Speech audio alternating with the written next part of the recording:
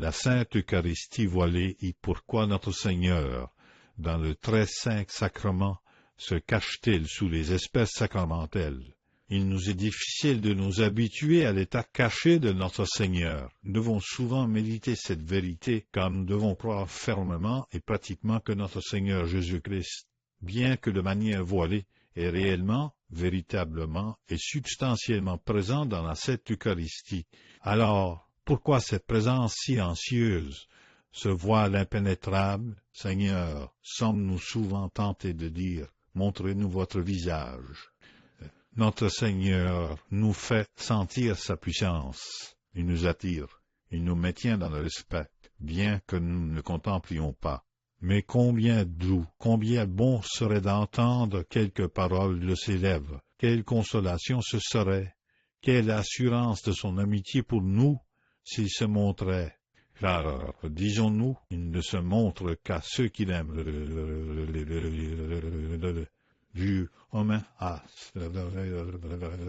Notre Seigneur caché est plus aimable que s'il se révélait. Son silence est plus éloquent que la parole. Et ce que nous considérons comme une punition est un effet de son amour et de sa bonté. Oui, s'il se montrait, nous serions malheureux. Le contraste entre ses vertus et les nôtres. La vue de sa gloire nous humilierait. Ouais, un père si bon et des enfants si misérables. Nous n'oserions paraître devant lui, encore moins l'approcher. Ne connaissant que sa bonté, comme maintenant, nous allons à lui sans crainte. Tous y vont désormais. Supposons que notre Seigneur ne se manifeste qu'aux bons. Depuis sa résurrection, il ne peut se montrer aux pécheurs qui oseraient se croire bons, qui ne craindraient d'entrer dans une église par peur de ne pas être assez dignes pour que Jésus-Christ se montre à lui. Et alors, quelle jalousie! Seuls les orgueilleux oseraient approcher notre Seigneur. Mais tel qu'il est maintenant, tous ont des droits égaux, tous peuvent se croire aimés. Roi, objectera-t-on, la vue de sa gloire nous convertirait. Non, non. La gloire ne convertit pas. Les Juifs devinrent idolâtres au pied du Sinaï malgré ses flammes, les apôtres sur le table-terre des propos insensés. La gloire effraie et enfle. Elle ne convertit pas. Le peuple juif n'osait approcher Moïse, car son visage rayonnant de lumière divine. Non, Seigneur, restez voilés, car c'est bien mieux. Je puis m'approcher de vous et croire que vous m'aimez, puisque vous ne me repoussez pas. Mais sa parole puissante ne nous convertirait-elle pas pendant 3 années entières? Les Juifs écoutèrent notre Seigneur, mais furent-ils convertis? Très peu s'attachèrent à lui. Ce n'est pas la parole humaine du Seigneur, ni celle qui frappe l'oreille, qui convertit, mais la parole de sa grâce.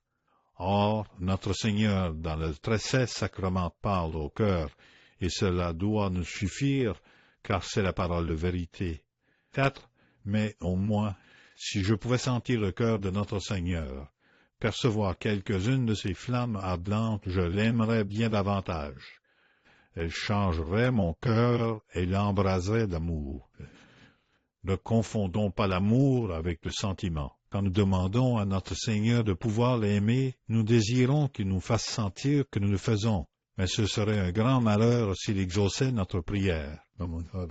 L'amour est le sacrifice, le don de notre volonté, sa soumission à la volonté divine. Or, ce qui découle de la contemplation de l'Eucharistie et de la communion, union parfaite avec Jésus, c'est la force. La douceur est passagère, mais la force demeure. Et de quoi avons-nous besoin contre nous-mêmes et le monde, sinon de force? La force est paix. Ne vous sentez-vous pas en paix devant notre Seigneur? C'est la preuve que vous l'aimez, et que désirez-vous de plus?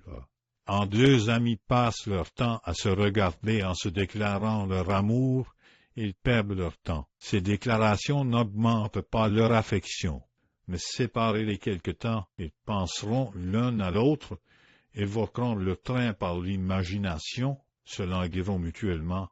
Il en est de même avec notre Seigneur. Durant 3 ans, les apôtres vécurent avec lui, mais que firent-ils? Il se cache à nous pour que nous méditions sa bonté et ses vertus, pour que notre amour devienne sérieux et indépendant des sens, satisfait de la force et de la paix de Dieu. Les concluons. Il est bon que le Sauveur soit là sous les voiles du sacrement. Il nous prive de la vue de sa personne pour que nous demeurions dans son amour, dans son adorable personnalité. S'il se révélait, s'il nous montrait ne serait-ce qu'un rayon de sa gloire, un trait de son adorable visage, nous l'abandonnerions. Mais il nous a lui-même dit que son corps n'est pas notre fait, ce n'est qu'une échelle pour monter à son âme, à sa divinité. Nous avons son amour pour nous y conduire. Notre foi reçoit la certitude absolue de la force de notre amour. En nos sens se taise, notre âme entre en communication avec Jésus-Christ. Et comme Jésus-Christ est bonheur, repos et paix, plus notre union avec lui sera intime, plus notre béatitude sera grande.